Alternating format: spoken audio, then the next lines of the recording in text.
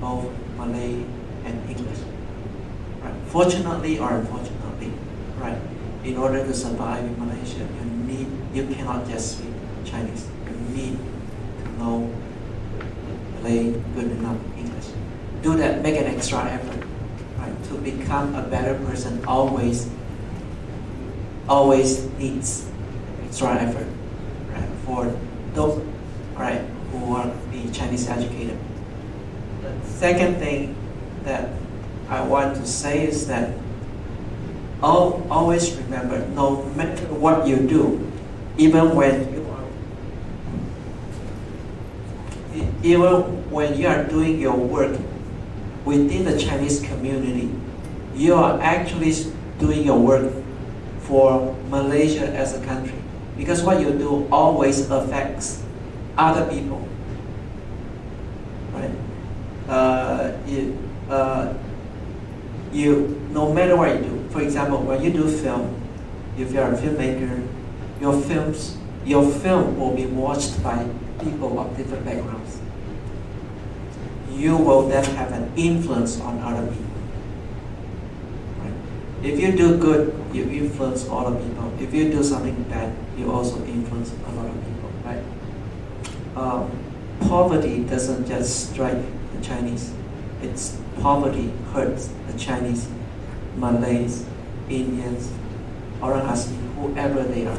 Always remember that, right? And therefore, even though try not to, to make yourself live only within the Chinese community, but reach out to other communities as well. A lot of the time, we don't reach out maybe because we don't have the good enough language skill, but then make an extra effort to do that and reach out. As I say, the film Fly by Night is made by a Malay filmmaker, right? It's an extra effort for this filmmaker in order to do so, using that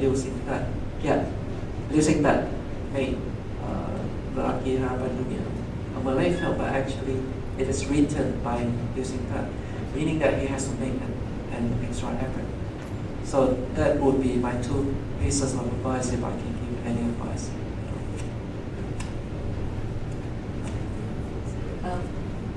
Our ending time is 5:30. But if any of you really want to raise a comment or question, maybe just a quick one, or maybe may I know how many hands are there? If there is a Joyce also and Suihua and 3, can you just make it short and maybe we have a general response? Yeah, of course. I just want to talk about my opinion because most of my Malaysian friends, my Malaysian Chinese friends, they don't actually watch Malay films or Indian films. But let me clarify that I don't think this is wrong.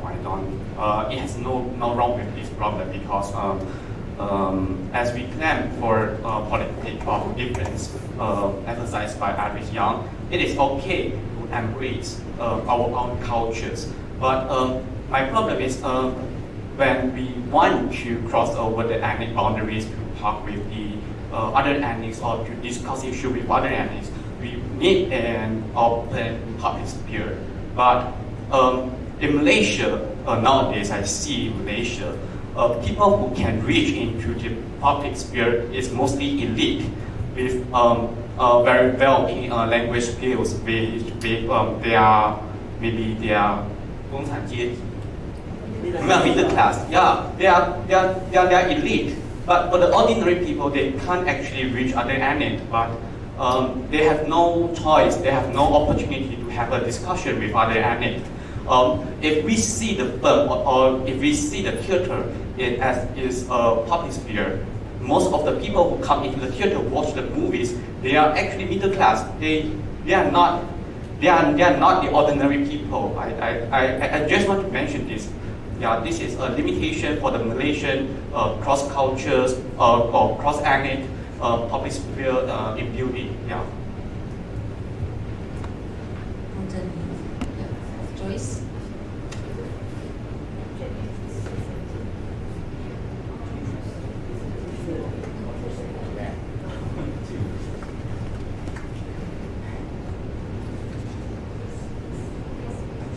Okay.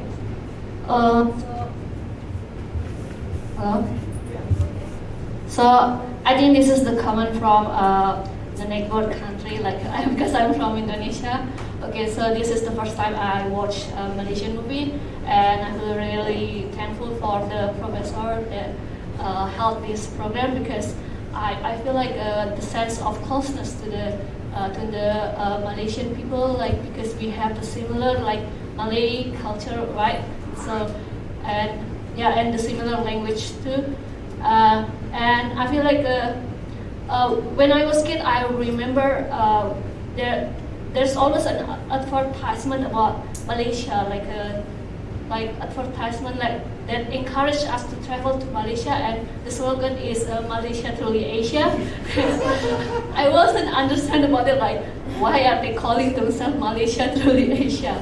But after I watched the movies here, I just realized that so Malaysia represent the Chinese culture, Arab culture, and also Tamil, India, and Malay, and everything. Every culture is in Malaysia. So I just understand it now after I watched the movie. So yeah, that's what. Now you have to go. Yeah. Let's fly Malaysia Airlines. Yeah. Sure, I will. I will travel there. Thank you. Yeah, just very briefly, I really want to congratulate you, curators, including Xie Zhen, Zikri, Yixing, and also all the Malaysian students that helped out, Tao Yuan and other students outside.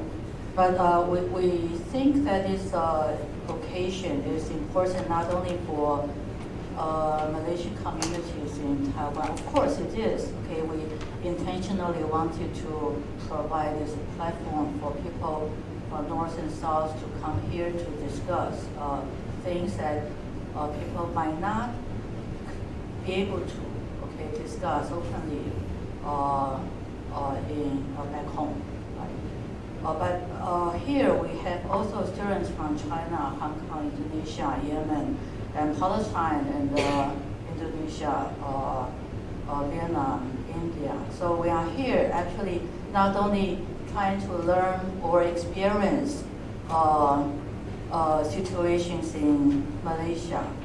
We are actually experiencing this individual artists, filmmakers who are very courageous and very direct, confronting with issues that's happening actually across different regions.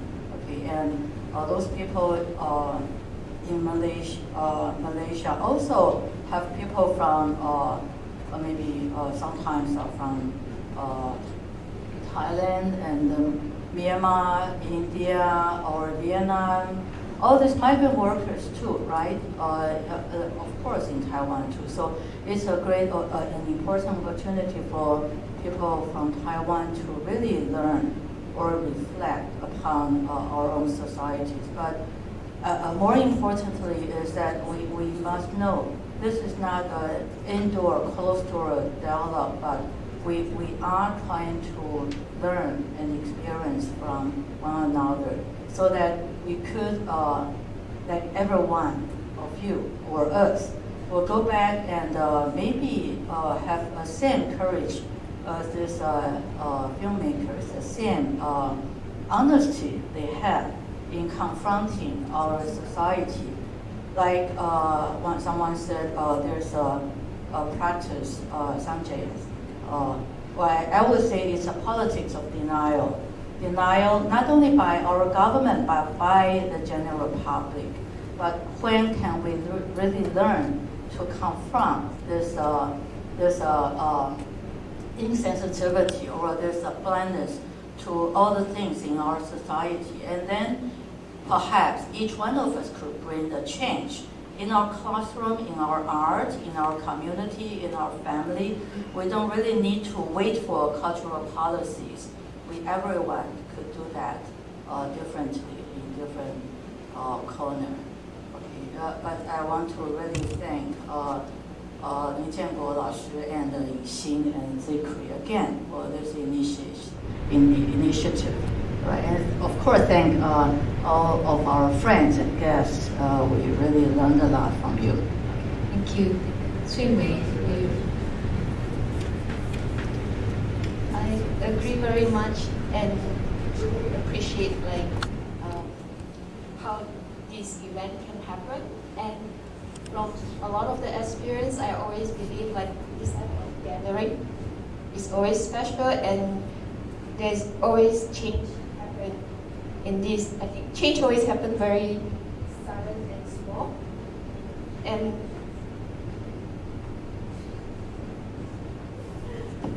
it is always from my own experience, you have this type of conference appearance and someone you met very young and very quiet and all that. In 1 year or 2 years, they suddenly make a film that's so powerful and make a huge change.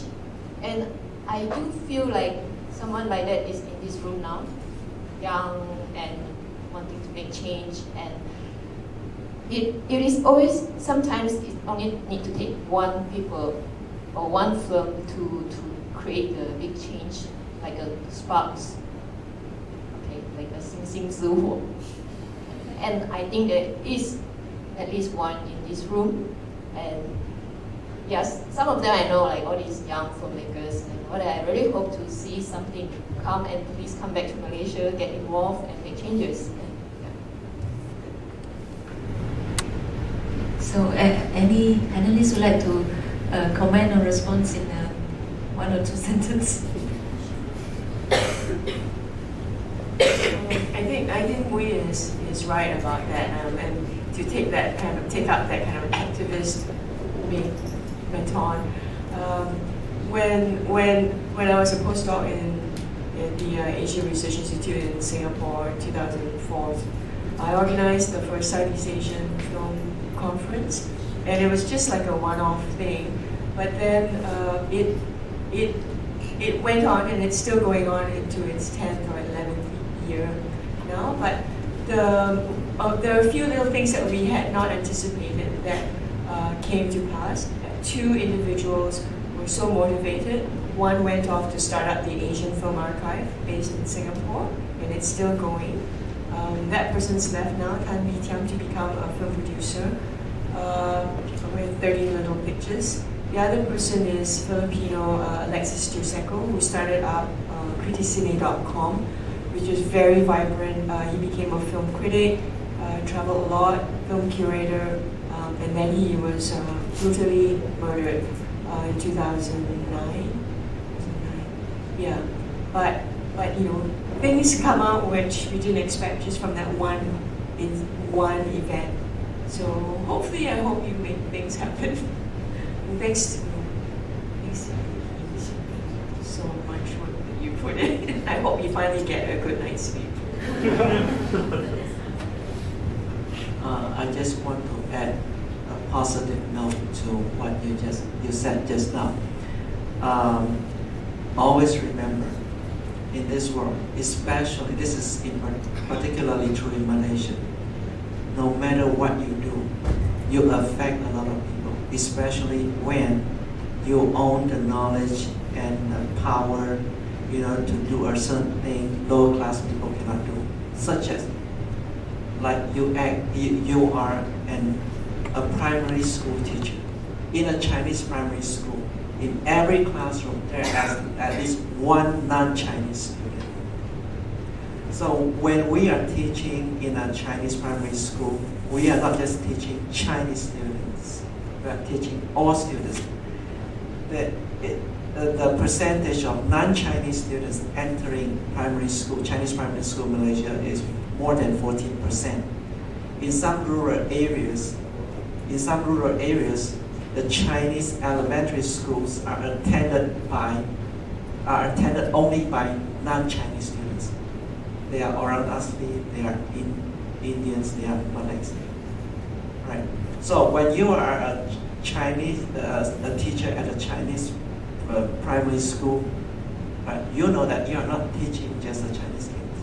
You're teaching other kids, and you affect. Right. Another example I can raise is that if you work as a physician, as a doctor, you don't choose the ethnicity of your patients. take care of all the people.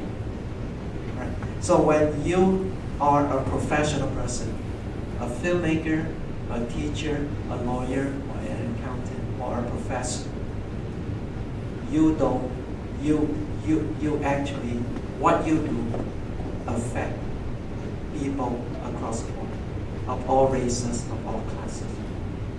This is the fact in Malaysia.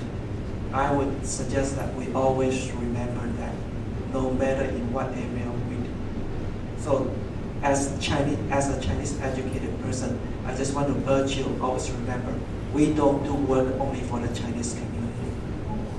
We need to see the limitations. Yeah, we need to see our own limitation.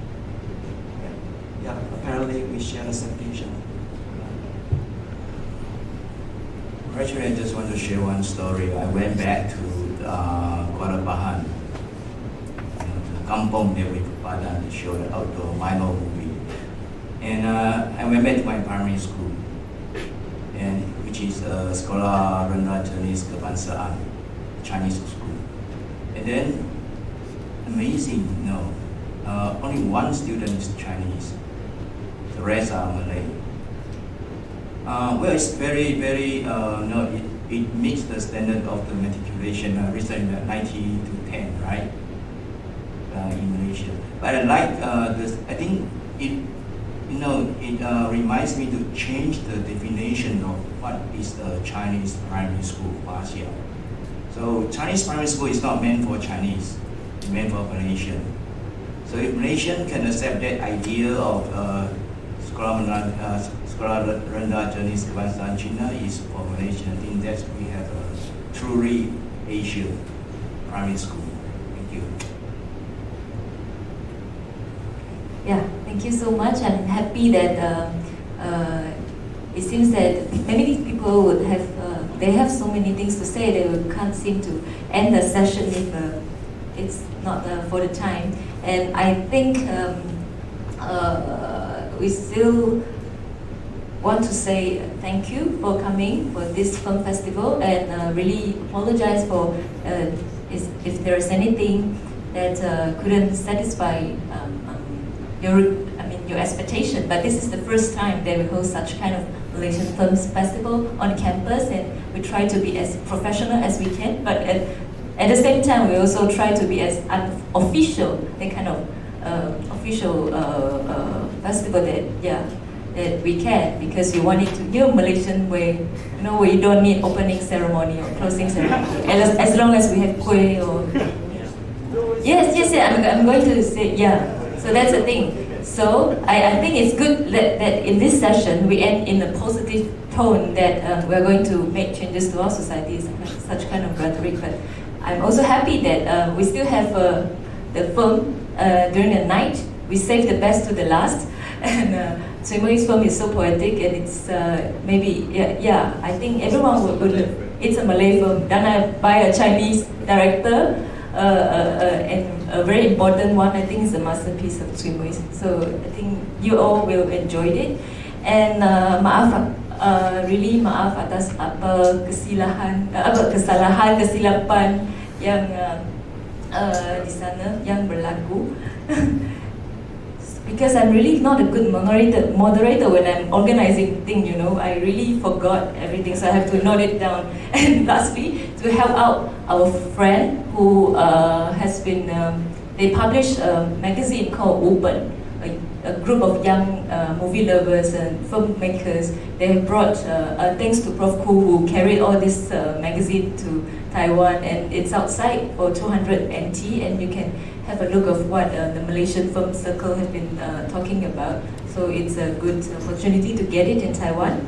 So right now we are about 15 minutes behind schedule. So I think we can start our next screening at 6:45, right? We have a 1-hour break for dinner, and we'll enjoy Tsuimui's movie later. Thank you so much. Thanks.